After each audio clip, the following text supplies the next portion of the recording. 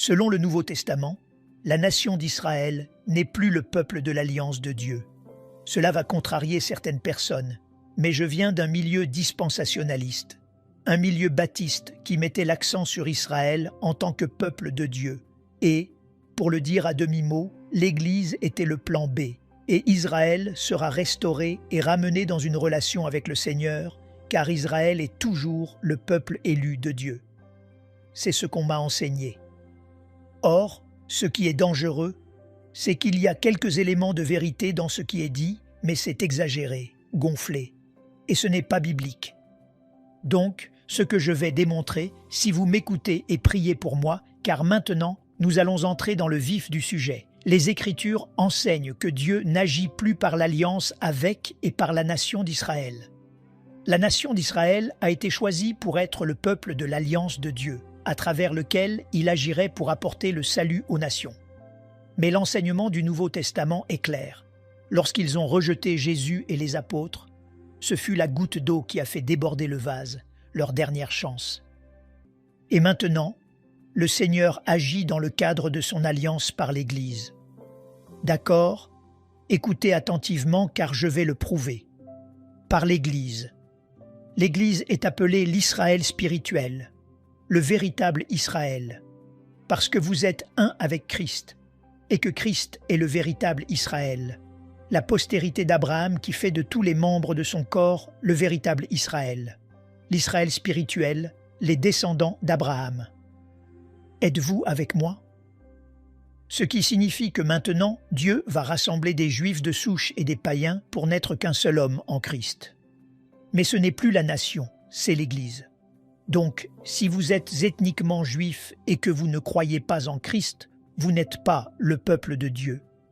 Mais si vous êtes un juif de souche né de l'Esprit, alors vous faites partie de l'Église, qui est le véritable Israël et le peuple de l'alliance de Dieu, par lequel il agit pour amener tout le monde à la foi salvatrice, même la nation. C'est le message du Nouveau Testament. Ce sera important, car cela vous montrera que bien que la femme dans Apocalypse 12 soit Israël, parce qu'Israël en tant que nation a rejeté Christ, alors Israël en tant que nation n'est plus le peuple de l'Alliance. Il y aura donc des Juifs qui seront sauvés, mais leur salut signifie qu'ils feront partie de l'Église, et c'est l'Église qui est le peuple de Dieu. Ce qui signifie que la femme étant Israël doit trouver son parfait accomplissement en Marie, et c'est pourquoi les chrétiens des premiers siècles, les pères de l'Église, interprètent la femme d'Apocalypse 12 comme étant l'Église. Savez-vous pourquoi ils ont fait cela? Vous trouverez parmi les pères qu'ils vous diront que l'Église, la femme, est l'Église, et que la femme est aussi Marie. Sachez que dans Zacharie 12 et 14, si vous lisez à la lumière du Nouveau Testament, il s'agit d'une promesse qu'au retour de Jésus sur terre, le reste des Juifs qui survivront sera greffé à l'Église et sera un avec Christ en tant que partie de son Église. Mais vous n'avez pas mentionné Zacharie 13. Pourquoi ne lisez-vous pas Zacharie 13, versets 1 et 9, où le Seigneur dit clairement qu'à cause du rejet de Dieu par les Juifs et de leurs péchés, seul un tiers du reste d'Israël sera épargné. Avez-vous lu Zacharie 13, 7 à 9? Comme par hasard, vous avez sauté le chapitre 13. Lisez Zacharie 13, 1 à 9. Il est dit qu'en ce jour-là, tout prophète qui prophétisera des mensonges sera battu et même tué par ses frères juifs, car ils ne toléreront plus de faux prophètes dans le pays. Et il est dit que 2 tiers du reste seront tués et qu'un seul tiers survivra. Pourquoi n'avez-vous pas lu cette partie? Ne lisez pas seulement Zacharie 12 et 14. Lisez Zacharie 13. Un tiers des Israélites sera épargné, et ce tiers sera convaincu par l'Esprit pour réaliser qui est le Dieu qu'ils ont percé, qui était Jésus, et ils seront greffés et feront partie de l'Église. Êtes-vous avec moi? 2 tiers des Juifs seront tués et un tiers sera épargné. C'est quelque chose qu'on m'a enseigné, mais jusqu'à ce que le Seigneur me bénisse en continuant à lire et relire ces passages, j'ai vu qu'il s'agissait d'une autre tradition d'hommes et d'un faux enseignement. Ne vous méprenez pas. Je ne dis pas que les Juifs n'ont rien à voir avec Christ et qu'ils sont complètement retranchés. Non. Romains 11 est clair. Si vous lisez Romains 11, il est clair qu'un endurcissement partiel a frappé Israël, en partie. C'est Romains 11, versets 25 et 27. Pourquoi? Parce que le Seigneur n'anéantira pas Israël comme il a anéanti Sodome et Gomorrhe. Concentrez-vous, regardez à nouveau, prenez des notes et retournez étudier. Que l'Esprit me garde de l'erreur et parle à travers moi pour m'exprimer clairement sans erreur, et ensuite qu'il nous donne la force de vivre ce que nous savons pour la gloire du Père, du Fils et de l'Esprit. La raison pour laquelle il y a un endurcissement partiel sur Israël est que le Seigneur a juré qu'il n'anéantira pas complètement la postérité d'Abraham. Mais il aura toujours un reste de Juifs de souche qu'il attirera par l'Esprit pour les greffer dans le corps de Christ. C'est dans Romains 11, versets 25 à 29. Donc non, Dieu n'a pas complètement retranché Israël. Ce n'est pas biblique. Mais non, Israël n'est pas le peuple élu de Dieu. Ce n'est pas biblique non plus. Ce qui est biblique, c'est que Dieu ne travaille pas par la nation, dans le cadre d'une alliance. Il travaille maintenant par l'alliance à travers l'Église, et à travers l'Église, la domination de Dieu sur terre se manifeste, et à travers l'Église, les nations seront attirées vers Christ. Vous m'entendez? Ainsi, parce que le Seigneur aime Abraham, Isaac et Jacob, il n'anéantira pas complètement Israël comme il l'a fait pour Sodome et Gomorrhe, ou les Hittites, ou les Jébusiens. Il n'existe plus car il les a anéantis. Il ne fera pas cela pour Israël. Il s'assurera toujours qu'il y ait une semence de Juifs vivants jusqu'au retour du Seigneur. Voici donc la différence. Il n'a pas complètement rejeté Israël, mais il n'agit plus à travers la nation au moyen d'une alliance. Comprenons-nous cela? Car je vais vous le montrer à partir des Écritures, car c'est important pour identifier la femme. Bien qu'Ève, qui pointe vers Israël, bien qu'Israël, mais véritablement maintenant, elle est complètement typifiée, personnifiée en Marie, et par extension en l'Église. Pourquoi? Parce que le Père a vu que le véritable Israël est l'Église. Donc, si la femme est Israël, mais que la nation a été retranchée et que Dieu n'agit plus au travers de la nation par l'alliance, alors ce qui est dit d'Israël doit maintenant être vrai de l'Israël spirituel, l'Église. Comprenons-nous bien. Romains 11, 25 à 29, édition catholique de la version standard révisée, afin que vous ne soyez point sages à vos propres yeux.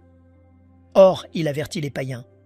Souvenez-vous de ce que j'ai dit à notre sujet. Soyez prudents, car voici ce que Paul dit aux païens. Et vous, les païens, ne soyez pas enflés d'orgueil et arrogants en pensant « Regardez, Dieu a retranché Israël pour me greffer. » Parce que Dieu vous fera ce qu'il a fait à Israël si vous n'êtes pas humbles et ne restez pas fidèles. D'accord, maintenant Romains 11, 25 à 29. Le voici, mon frère, dans les Écritures. Afin que vous ne soyez point sages à vos propres yeux. Je ne veux pas, frères, que vous ignoriez ce mystère. Vous, les païens, ne vous enflez pas d'orgueil, car ce que Dieu a fait à la nation, il peut vous le faire si vous agissez comme eux, arrogants et enflés d'orgueil, et ne restez pas fidèles. Avertissement. D'accord, pratiquons ce que nous prêchons. Je veux que tu comprennes ce mystère, mon frère. Une partie d'Israël est tombée dans l'endurcissement jusqu'à ce que la totalité des païens soit entrée. Et ainsi tout Israël sera sauvé, selon qu'il est écrit. Remarquez, un endurcissement partiel, pas total. S'ils étaient totalement endurcis, il les aurait retranchés comme Sodome et Gomorrhe, les Hittites et les Jébusiens, n'est-ce pas? Ensuite, il cite Ésaïe 59, 20 à 21. Le libérateur viendra de Sion. La Sion céleste, parce que Jésus est dans la Jérusalem céleste, où se trouve la Sion céleste. Hébreux 12, 22 à 24. Hébreux 12, 22 à 24 dit qu'il y a une Sion céleste, une Jérusalem céleste. Il viendra de Sion, il détournera de Jacob toutes les impiétés, et ce sera mon alliance avec eux, lorsque j'ôterai leurs péchés. Paul dit donc que le Seigneur sera fidèle pour prendre un reste d'Israël et détruire l'impiété en eux. Or, pourquoi fera-t-il cela? À cause de sa promesse à Abraham, Isaac et Jacob. Parce que Dieu aime les pères et qu'il leur a juré par un serment irrévocable qu'il sauvera toujours leurs descendants physiques. Le voici. En ce qui concerne l'Évangile, le Christ, ils sont ennemis de Dieu, car ils l'ont rejeté, et c'est pour votre bénéfice. Maintenant, laissez-moi vous expliquer ce que cela signifie. Vous voulez vraiment apprendre. Et vous voulez aller en profondeur, n'est-ce pas? Vous apprenez, n'est-ce pas? Parce que si vous n'écoutez pas, vous perdez votre temps. J'ai besoin que tu comprennes que le tout signifie les Juifs qui seront là quand le Seigneur viendra. D'accord, remarquez. Paul dit que leur rejet de l'Évangile était pour votre bénéfice. Pourquoi? Parce que lorsqu'ils ont rejeté l'Évangile, alors Dieu a tourné son attention vers les païens. Vous trouvez cela dans Actes 13, 46 à 51. Actes 13, 46 à 51, où Paul et Barnabas ont dit aux Juifs « Puisque vous vous jugez vous-mêmes indignes de la vie éternelle, nous nous tournons maintenant vers les païens, accomplissant ainsi Ésaïe 49, 6, où Dieu a dit « Je t'établis pour être la lumière des nations, pour porter mon salut jusqu'aux extrémités de la terre. » Donc, leur rejet de l'Évangile est votre bénédiction, car maintenant, Dieu tourne son attention vers vous. Vous comprenez ce qu'il dit? Donc, vous avez bénéficié de leur rejet, vous les païens, parce que maintenant, Dieu a fait de vous le peuple de son alliance. Mais remarquez bien, Dieu va-t-il les anéantir complètement? Non, mais en ce qui concerne l'élection, le fait qu'ils ont été choisis, ils sont aimés. À cause de qui? À cause de leur Père. Car les dons et l'appel de Dieu sont irrévocables. Lorsque Dieu a prêté serment, il ne mentira pas et ne rompra pas son serment. Donc, à cause d'Abraham, Isaac et Jacob, il ne les anéantira jamais complètement. Église, comprenez-vous cela? La bonté et la fidélité de Dieu. Mais cela détruit aussi certaines conceptions du protestantisme. Remarquez pourquoi il ne les anéantira pas. À cause de la fidélité d'Abraham, d'Isaac et de Jacob. Ce qui établit le principe selon lequel Dieu honorera, bénira et sauvera quelqu'un à cause de votre foi.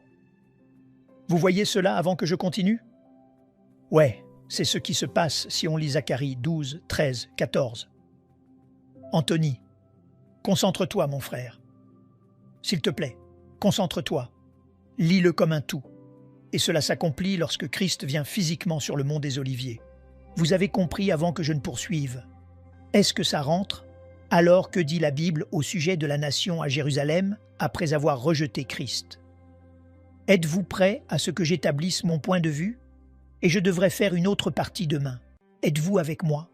Puis-je vous le montrer à partir des paroles de notre Seigneur dans une parabole? Le voici, Matthieu 21, 37 à 44. Matthieu 21, 37 à 44. Maintenant, regardez les amis, ça va devenir choquant. Quelle était la dernière chance d'Israël? Le dernier espoir de faire ce qui est juste. Jésus parle dans une parabole. Des serviteurs ont été envoyés, les prophètes. Certains ont été tués, d'autres battus, d'autres rejetés. C'était donc leur ultime tentative.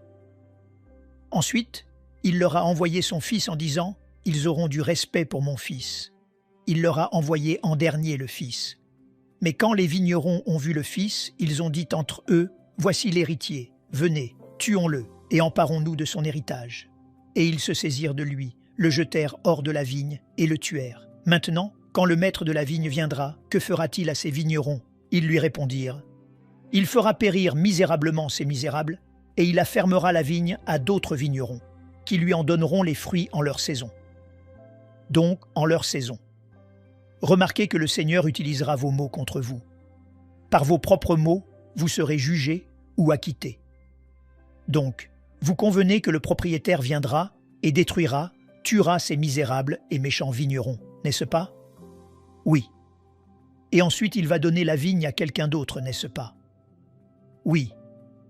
Eh bien, c'est vous les méchants vignerons. Que le Seigneur me garde de bégayer. Méchants vignerons. Et il vous détruira, ainsi que le temple et la ville.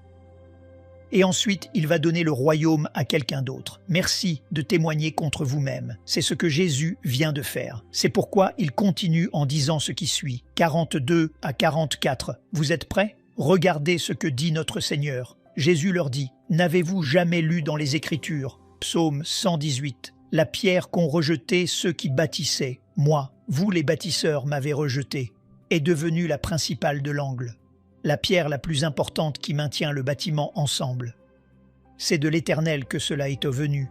Le fait que celui que vous avez rejeté est maintenant celui qui maintient l'édifice intact, l'artifice le plus important du bâtiment. Et c'est un prodige à nos yeux. C'est époustouflant ce que Dieu a fait.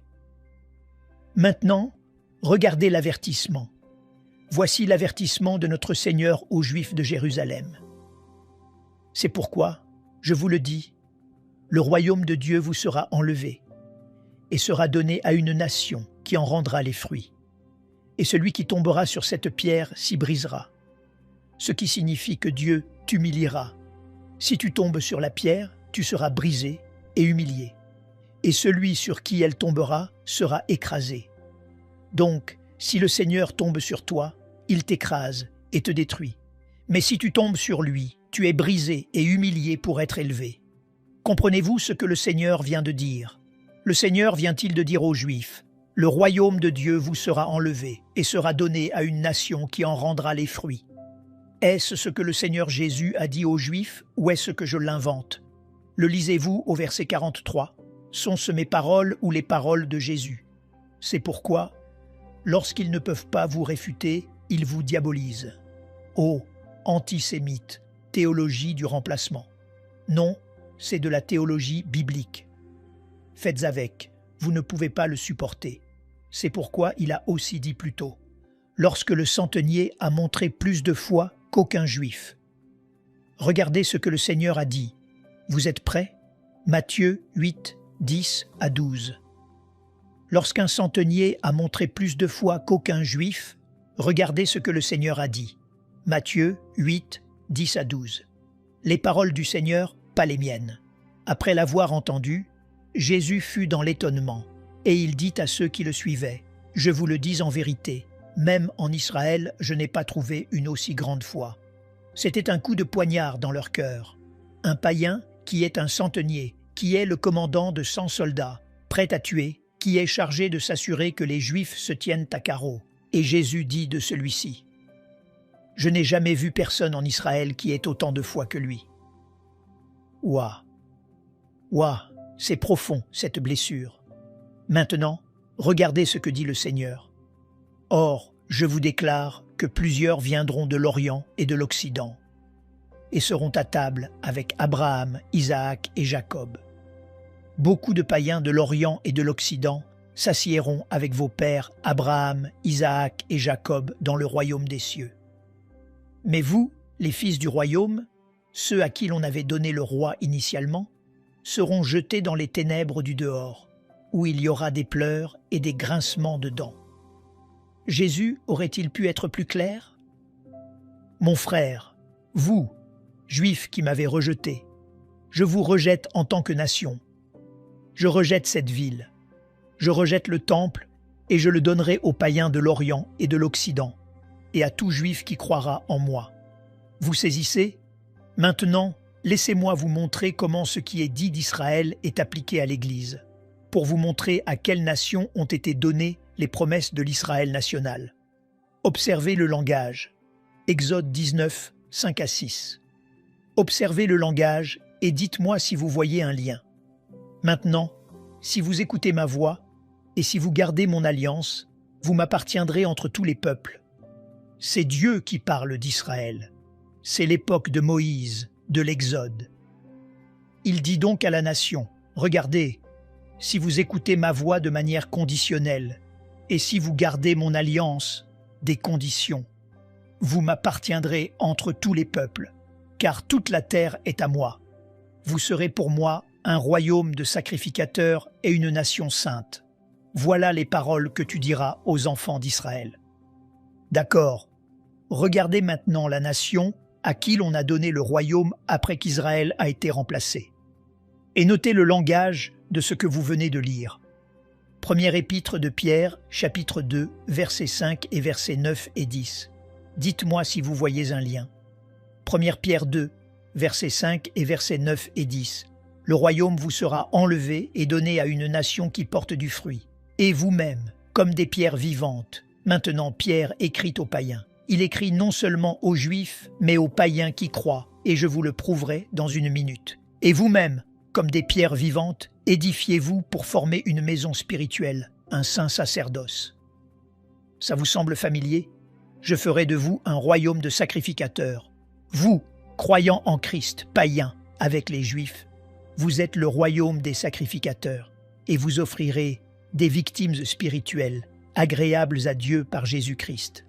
Donc, vos sacrifices ne sont acceptés par Dieu qu'à cause de votre foi en Jésus, car Jésus rend vos œuvres agréables à Dieu. Sans Christ, aucune de vos œuvres ne plaira au Seigneur. Puis-je faire remarquer, 1 Pierre 2, 9 à 10, vous, au contraire, vous êtes une race élue, choisie, un sacerdoce royal, un royaume de sacrificateurs, une nation sainte. Attendez, où avons-nous lu cela? Nous l'avons lu dans Exode 19, 5 à 6. Ce qui a été dit d'Israël est maintenant dit de l'Église. Vous êtes le peuple élu, ma possession. Vous êtes une nation sainte. Vous êtes un royaume de sacrificateurs. Vous êtes le peuple même de Dieu. Voici donc la nation dont le Seigneur a dit qu'elle recevrait le royaume quand il serait retiré aux Juifs. Vous, les croyants, vous êtes cette nation sainte, mise à part. Le royaume est à vous. Vous êtes le royaume des sacrificateurs, un sacerdoce royal. Vous êtes la descendance élue, la race de Dieu, afin que vous annonciez les vertus de celui qui vous a appelé des ténèbres à son admirable lumière. Vous qui autrefois n'étiez pas un peuple, et qui maintenant êtes le peuple de Dieu. Vous qui n'aviez pas obtenu miséricorde, et qui maintenant avez obtenu miséricorde. Pourquoi Paul, Pierre et Jean, des Juifs, prennent-ils le langage utilisé pour Israël, pour l'appliquer à l'Église? Parce qu'il n'y a pas que Pierre. Regardez ce que dit Jean, Apocalypse 5, versets 9 et 10. Et il chantait un cantique nouveau, en disant « Tu es digne de prendre le livre et d'en ouvrir les sceaux, car tu as été immolé et tu as racheté pour Dieu par ton sang des hommes de toute tribu, pas seulement d'Israël, de toute langue, pas seulement l'hébreu, de toute langue, de tout peuple et de toute nation. Tu as fait d'eux quoi? Tu as fait d'eux un royaume et des sacrificateurs pour notre Dieu. Et ils régneront sur la terre. » Mais attendez, n'était-ce pas Exode 19, 5 à 6?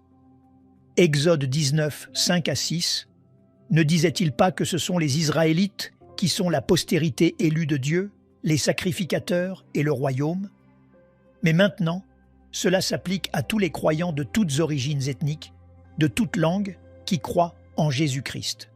Apprenez-vous? Car j'essaie de vous montrer ce que la Bible enseigne, que le véritable Israël, c'est l'Église. Vous ne me croyez toujours pas? Très bien, allons-y. Laissez-moi vous montrer ce que dit Paul. Romains 2, 26 à 29. Paul, un juif parmi les juifs, de la tribu de Benjamin. Regardez ce qu'il dit. « Si donc l'incirconcis, un païen, observe les ordonnances de la loi, les commandements de Dieu, son incirconcision, le fait qu'il ne soit pas circoncis physiquement, ne sera-t-elle pas tenue pour circoncision? Donc, juste parce qu'il n'est pas physiquement circoncis, s'il observe la loi mieux que vous, Dieu ne le considérera-t-il pas comme étant circoncis? L'incirconcis de nature, qui accomplit la loi, ne te condamnera-t-il pas, toi qui la transgresses, tout en ayant la lettre de la loi et la circoncision? Pourquoi? Car notez bien le point. Le juif, ce n'est pas celui qui en a les dehors, et la circoncision, ce n'est pas celle qui est visible dans la chair. Mais le juif, c'est celui qui l'est intérieurement. Un vrai juif est celui qui est un juif spirituel, qui a été spirituellement circoncis par l'Esprit au moyen du baptême d'eau, uni à Christ. Et la circoncision, c'est celle du cœur, spirituelle, pas littérale, selon l'Esprit et non selon la lettre. La louange de ce juif ne vient pas des hommes, mais de Dieu. Avez-vous saisi? Vous n'êtes pas un vrai juif si vous ne l'êtes que physiquement. Un vrai juif est quelqu'un qui a été circoncis spirituellement. Spirituellement. Quand l'Esprit vient sur vous, à travers le baptême d'eau, vous unit à Christ. Et alors vous devenez un vrai juif, un juif spirituel, un avec Christ. Ouah! Paul est également d'accord avec Pierre et Jean. Oh oui! Oh mais, attendez, vous n'êtes toujours pas convaincus. Qui est la véritable postérité d'Abraham? Galates 3, versets 15 et 16. Frères, je parle à la manière des hommes. Pour utiliser une analogie humaine, un exemple, mes frères. Une disposition en bonne forme, bien que faite par un homme, n'est annulée, abrogée, par personne, et personne n'y ajoute, une fois qu'elle a été ratifiée. Maintenant, regardez. Or, les promesses ont été faites à Abraham et à sa postérité. Il n'est pas dit « et aux postérités », au pluriel, se référant à plusieurs, mais se référant à un seul, et à ta postérité, c'est-à-dire à Christ. Alors, qui est la descendance physique d'Abraham? Christ. Soyez attentifs, s'il vous plaît, mes frères. C'est Paul, un juif parmi les juifs, un juif parmi les juifs, pas un antisémite théologien du remplacement. Regardez ce qu'il dit. Même livre, Galates 3, 15, 16. Galates 3, 26 à 29. Jésus est la postérité d'Abraham. Maintenant, regardez, lisez avec moi. Car vous êtes tous fils de Dieu par la foi en Jésus-Christ.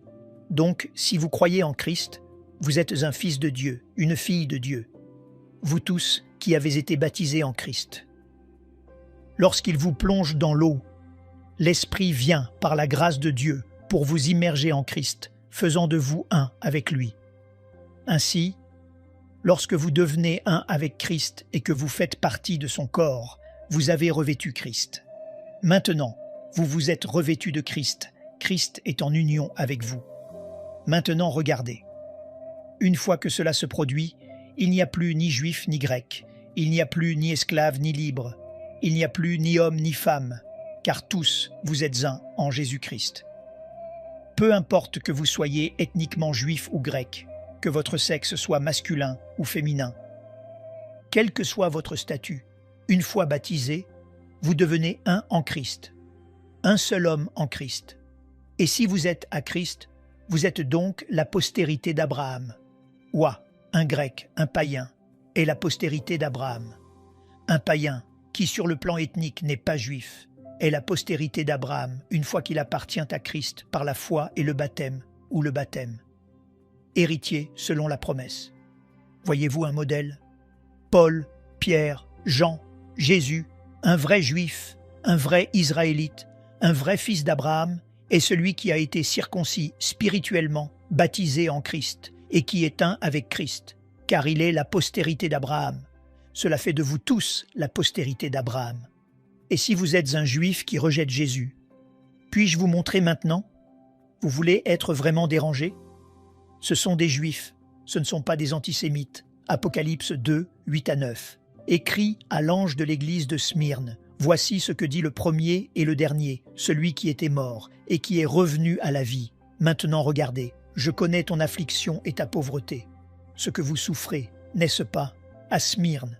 Maintenant, regardez ça. Bien que tu sois riche, et les calomnies de la part de ceux qui se disent juifs et ne le sont pas, mais qui sont une synagogue de Satan. Ou A.E. Vous avez compris?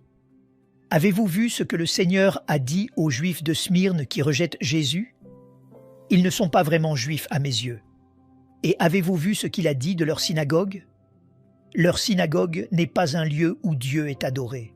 Leur synagogue appartient à Satan. Qui le dit? Jésus le Juif. Qui l'écrit? Jean le Juif. Des Juifs le disent. Ils ne sont donc pas anti-juifs, antisémites. Mais attendez, est-ce seulement à Smyrne? Les Juifs de Smyrne?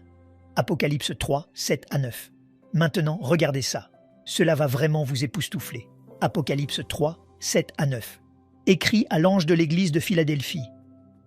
Voici ce que dit le Saint, le véritable, celui qui a la clé de David, celui qui ouvre, et personne ne fermera, celui qui ferme, et personne n'ouvrira. Maintenant, regardez. Voici une autre région habitée par des Juifs, Philadelphie. L'autre, Smyrne. Regardez ce qu'il dit à ces Juifs qui le rejettent et persécutent les chrétiens. Je connais tes œuvres. Voici, parce que tu as peu de puissance, et que tu as gardé ma parole, et que tu n'as pas renié mon nom. J'ai mis devant toi une porte ouverte, que personne ne peut fermer. Voici, je te donne de ceux de la synagogue de Satan, qui se disent juifs et ne le sont pas, mais qui mentent. Ou, les Juifs de Smyrne et de Philadelphie deux régions différentes, ont une chose en commun. Leur rejet de Jésus et leur haine de l'Église prouvent qu'ils ne sont pas vraiment juifs. Ce sont des menteurs, et leur synagogue appartient à Satan. Voici, je les ferai venir se prosterner à tes pieds et connaître que je t'ai aimé. Cela fait l'effet d'un tremblement de terre.